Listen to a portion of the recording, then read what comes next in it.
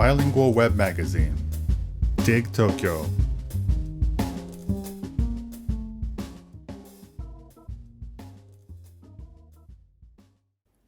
One. Prologue.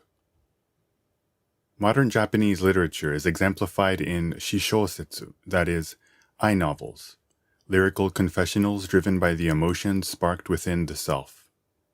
Modern American literature, on the other hand, is about who did what, narrative epics less concerned about depicting what the author or a character has going on beneath the surface.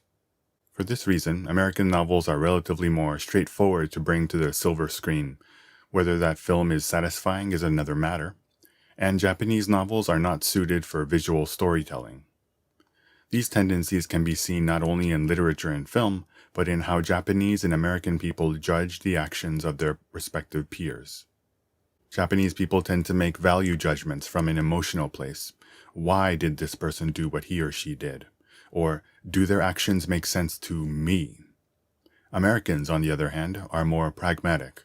They're interested in what took place, the facts, recent political and social trends notwithstanding, and exactly how much it all cost. None of this is to say that one is better or worse than the other. It's simply a matter of cultural differences. Today I want to talk about some of the works of American literature that I grew up with and that have continued to stay with me. 2. Mark Twain. The Adventures of Tom Sawyer. Adventures of Huckleberry Finn. I had my first true literary adventure in 4th grade. Like any average American, I read Mark Twain's The Adventures of Tom Sawyer and Adventures of Huckleberry Finn. Actually, I read the original English text first, and then Japanese translations my mother had obtained in Japan. I couldn't shake the feeling that there was something off, discrepancies between the two versions, and that feeling would only continue to grow thereafter. Come to think of it, this encounter may have been the impetus that set me down the path of becoming a translator. Last year, 2017, I learned that Shibata Motoyuki, professor emeritus at University of Tokyo, had translated Adventures of Huckleberry Finn. So I read that, as well as his 2012 translation of The Adventures of Tom Sawyer. Both translations evoked that childhood frame of mind as well as an essential Americanness. Comparing Shibata sensei's translations with the original text only made me more impressed with his work. It also made me painfully aware of the long road I still have ahead as a translator. 3. Jonathan Livingston Seagull by Richard Bach. The work of literature that had the biggest impact on me in middle school was Jonathan Livingston Seagull. I immediately felt like there was something Japanese about Jonathan, like he possessed the Japanese spirit.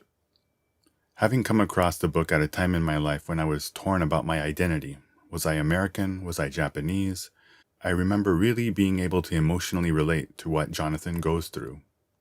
I read the Japanese translation by Itsuki Hiroyuki after coming to Japan, and the experience truly opened my eyes to how playful translating could be. By that I mean that he made a work that stood on its own, based on the original but reconstructed from the ground up. At the time, I was of the opinion that Japanese and English, Japanese culture and American culture, these things were so different as to be untranslatable. In that sense, Itsuki Hiroyuki's audacious reconstruction blew me away. Back in 2014, I read the Complete Edition, which included the newly released Part 4, 44 Years in the Making. It was then that I finally realized that Itsuki Hiroyuki's version was not a translation, but transcreation. 4. The Catcher in the Rye by J.D. Salinger. The Catcher in the Rye is the book that made me a serious student of literature. When I first read it in middle school, it made me realize how words have the power to move us, that words strung together and woven into a story have the ability to express the world of limitless possibilities. While I was studying abroad at Sophia University, I read the Japanese translation by Nozaki Takashi, published by Hakusui Books, titled Raimugi Batake de Tsukamaete. There were so many errors that I vowed that I would someday translate it myself. Imagine my surprise, then, when a few years later I heard that noted author Murakami Haruki was publishing a new translation under the title Catcher in the Rye. I bought it the day it was released and read it in one sitting. and I resigned myself to the fact that Murakami had beaten me to it. 5. The Great Gatsby by F. Scott Fitzgerald. One of my favorite books that I read in high school was F. Scott Fitzgerald's The Great Gatsby. In college, when I began to truly study how English is translated into Japanese, this book and its many Japanese interpretations turned out to be the ideal subject. However, at the time I didn't find a single translation that even held a candle to the original, and I resolved to someday take up the challenge myself. But surprise, surprise, once again I was foiled by noted author Murakami Haruki, whose translation loomed before me like some insurmountable wall.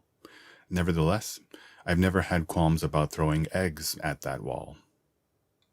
6. The Beat Generation. On the Road by Jack Kerouac. Howl by Allen Ginsberg. The Yahé Letters by William S. Burroughs and Allen Ginsberg. Naked Lunch by William S. Burroughs. When I was in college, I got into Beat Generation writers in a big way. Their work is greatly underrated here in Japan, but in the US, the heart of the movement is alive and beating. The Beat Generation writers were born between 1914 and 1929, during World War I and the post-war Roaring Twenties, and their work was popularized between about 1955 and 1964.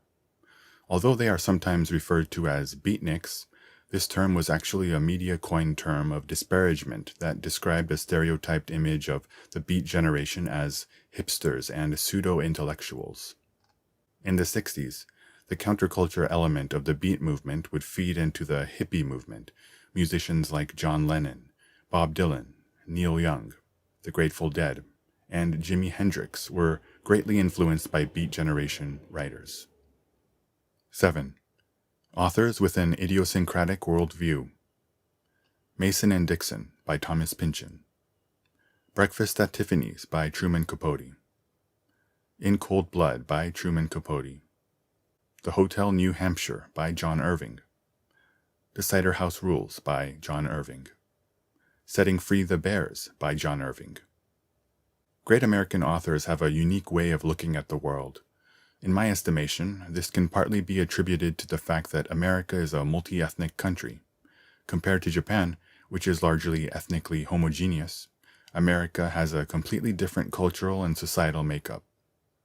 There are people who say Japan's prefectures are similar in concept to America's states, but that is a complete misconception. The word state has many definitions, but it carries strong connotations of autonomy. Indeed, American states implement their own laws. In that sense, you could say they are similar to Han, the feudal domains ruled by daimyo in the Edo period. In America's case, living in different states means more than simply residing in separate geographic locations. It means differences in demographics, income, ideology, and religious beliefs.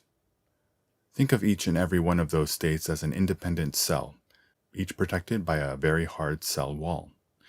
Each cell has its own distinct history and traditions, and their own values. So, naturally, stories having to do with a particular cell are very representative and carry a lot of depth. The cell of affluent Anglo-Saxons in New York City, the cell of people living in a poor region of the South, the cell of Nikkei, Japanese Americans in California. People of different cells live in completely different worlds. 8. Films and Literature. The Shining by Stephen King. Stand By Me by Stephen King. The Pelican Brief by John Grisham. A Time to Kill by John Grisham. A number of novels I've listed above have been adapted into films. And since the 70s, more and more novels seem to be written with a potential movie adaptation in mind. Americans, in all respects, are a people of extremes. People who like reading novels will have a book on hand all day, every day, all year long, but those who don't read, or can't read, may never truly read a book in their entire lives. In the same way, there is a clear idea of what kind of novels sell, and what kind don't. Books that are adapted into films sell well, or books that sell well are adapted into films. So naturally, authors are increasingly writing with a view to the silver screen. When it comes to translating prose into visual storytelling, the important questions become who did what, who said what, who wore what, and so on. The industry tends to stay away from works that paint a psychologically complex picture. But in Japan, due to the tradition of the I novel, much of the literature is experiential and confessional, depicting psychologically complex inner lives. In other words, prose unfit for visual storytelling. Take Matayoshi Naoki's Hibana, for example. The original novel was certainly readable, but the movie and TV adaptations were practically unwatchable. Stephen King and John Grisham, on the other hand, are two American writers whose works have been adapted for the screen time and time again to significant box office success. Which is no surprise, considering they excel at evoking visual images and are thrilling, gripping storytellers.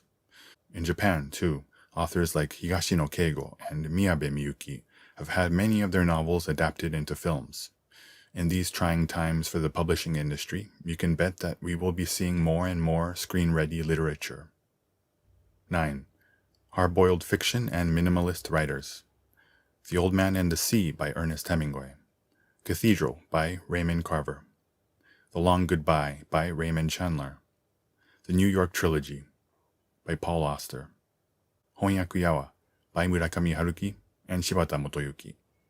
Hard-boiled fiction has come to refer to a type of crime writing featuring gruff detectives and smug men, but the term originally referred not to the detective element but to the style of simple prose characterized by objective realism and a cynical, unsentimental attitude toward violence, much like a hard-boiled egg has a tough exterior. In that sense, you could say that Ernest Hemingway is a defining example of hard-boiled prose. The same can be said for the prose of the two Chandlers, whose works have been translated into Japanese by Murakami Haruki. From an art theory perspective, hard-boiled as a style of prose is another way of saying minimalistic. A minimalistic approach and style has strong ties to Japanese aesthetics, sharing many similarities with concepts like wabi-sabi and Zen Buddhist philosophy. There are people who say that Murakami Haruki has a very American-like prose style, but from my perspective, it's more of a Japanese take on minimalistic style. Reading English translations of Murakami's works has only reinforced that view for me. As someone who considers himself on the sidelines of the profession, I have nothing but the utmost admiration for the skillful translations that Murakami Haruki and Shibata Motoyuki produce. I tip my hat to them. They have a way of producing readable Japanese that retains the nuances and rhythm of the original text. I still have much to learn from their work. 10. Epilogue. Big Brother always tells me to keep in mind that Japanese and English are completely different, not only in terms of grammar, but more significantly in terms of cultural background, and as such, direct translation is impossible. He adds, when translating, you must consider the relevant cultural and historical background, or else you will never convey the meaning of the original text. The other day, at a press conference for a certain famous person, there was an exchange with a reporter that went as follows. Reporter: do you have any favorite sayings? Famous person: let it be. Let It Be, of course, is the title of a famous song by the Beatles, and this famous person likely meant it in the sense of wanting things to be as they are, or wanting to be oneself. But Big Brother flew into a rage at the carelessness on display. He started talking about how these three English words, let, it, and be, require the utmost careful consideration. Let is a word that's thrown around casually to express a request or suggestion, as in, let us, and the main dictionary definition is to allow or permit. But in the Old Testament passage, let there be light, Genesis 1:3, it is more of a command. Taking this into account, let can be understood as the Lord permits, and is distinct from the causative make, which means to cause to be, to bring about, to induce. And it is used to refer to abstract ideas, inanimate things, and people whose gender is unknown. So, babies are referred to as it, perhaps both because it may not be clear from the context if it is a he or a she, and because it lacks intelligence in the sense that we know it. By extension, it can be interpreted as referring to a result, not directly caused by God, but by humans. And be is not used in the auxiliary verb sense, but rather in the Shakespearean sense, to be or not to be. That is the question. In other words, it means to exist or live. It is literally a matter of life and death. Also interesting to note is that the words "let it be" can be found in certain translations of Luke 1:38 in the New Testament, in which Mary gives her consent to God's word, that she will give birth to Jesus. God, of course, refers to the Christian God. Taking all these points into account, Big Brother maintains that he would interpret "let it be" as, "I pray that the Christian God, or Mary, Mother of God, allows our foolish existence that we have brought on ourselves to continue and never perish." It certainly lends an interesting interpretation to the Beatles song. Regardless, I'd venture to guess the Yaoyorozu no Kamigami, the multitudinous deities of Shinto, would not allow it, nor would they forgive it. The traditional belief the Japanese have in the power of words is a fearsome thing.